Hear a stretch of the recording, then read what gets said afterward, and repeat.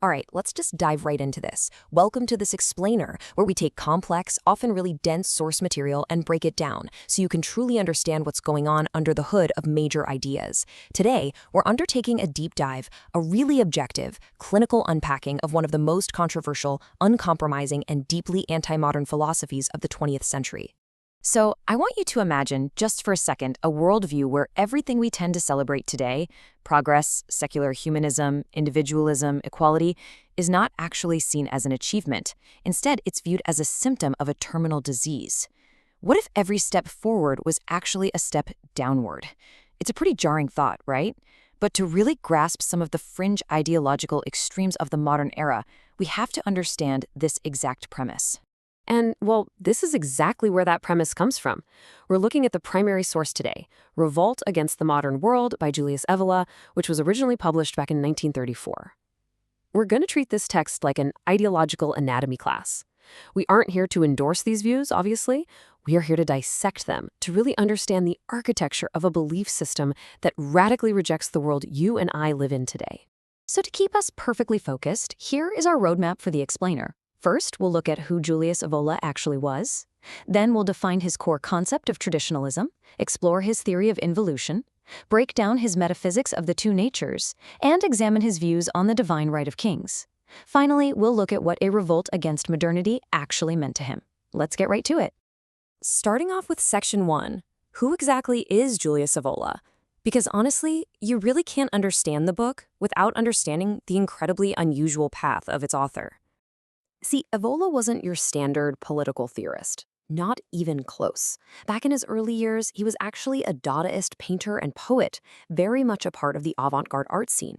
But he eventually abandoned all of that to become a leading figure in Italian idealism, completely immersing himself in esotericism, mysticism, alchemy, and magic. So he approached politics not through economics or sociology like most people, but through the lens of ancient myths and transcendent spiritual realms. It made him, well, a very strange fit for the 20th century. Now here is what's truly fascinating. You might assume he fit right in with the totalitarian regimes of his day, right? But get this. In 1938, an SS dossier actually warned against him. They called his plans utopian in character and described him as a reactionary Roman marked by the feudal aristocracy of old. They literally advised against giving his efforts any concrete support because his ideas were just way too aristocratic and spiritual for them. And you know what? The feeling was entirely mutual. Evola outright rejected fascism and National Socialism for being too plebeian. He believed that by relying on the masses, on modern nationalism, and on rigid centralism, these movements had completely abandoned true transcendent authority. He wasn't looking for a populist dictator, he was looking for like a mystical god king. Which brings us directly to Section 2, the absolute bedrock of his entire philosophy, the concept of traditionalism. Okay, so the absolutely crucial point here is that when Evola says tradition, and we're talking tradition with a capital T, he is not talking about conservative family values or just keeping old customs alive. For Evola, traditionalism is the belief in transcendent, absolute values that come from a higher, non-human realm. He entirely rejects the modern idea that truths are relative or that human beings can just invent their own morality. In his view, there is exactly one objective, absolute order, and everything else is just decay. And if you truly believe the modern world has completely abandoned that absolute truth, well, you arrive at Section 3, involution, or what we can call the downward slide. So this is the exact opposite of how most of us are taught to view history. We're taught evolution, right? That over time, humanity gets smarter, kinder, more advanced, and more enlightened. Evola believed the exact opposite. He argued for involution. Basically, this is the theory that humanity is actually stuck in a steady downward slide. You can kind of see how this builds his entire worldview. I mean, the modern mind looks at technology and democracy, and we see progress. Evola looks at those exact same things and sees disintegration. He genuinely believed that ancient mythological civilizations were infinitely superior to ours because they were connected to the spiritual realm. In his framework, history is just this long, tragic story of humanity losing its connection to the divine, ending up in our current soulless materialistic era, what Eastern traditions actually call the Kali Yuga, or the Dark Age. But why did he think the physical world was so inherently flawed in the first place? That brings us to Section 4, the two natures.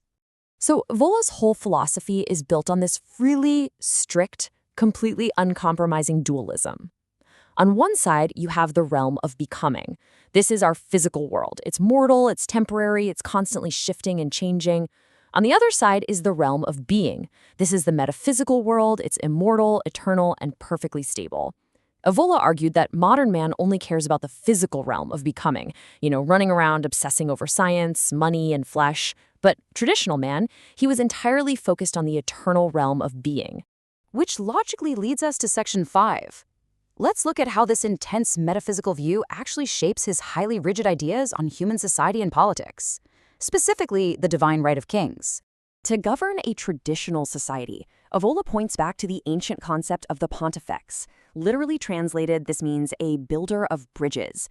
In Evola's mind, a true leader isn't just someone elected by the people. No, a true leader is a bridge that connects the natural, physical world to the supernatural, divine dimension. Pretty wild, right? When you compare these two worldviews side by side, the contrast is just incredibly stark. Modern authority is based on things like physical strength, military violence, or secular agreements like voting and laws.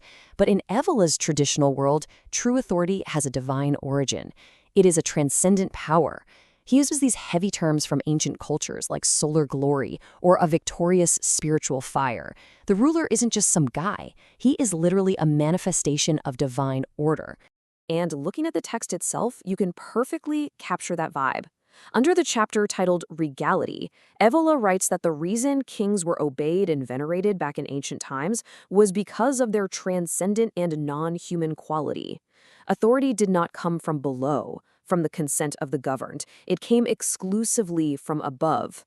Anything else, to Evola, was just a complete usurpation by the lower classes.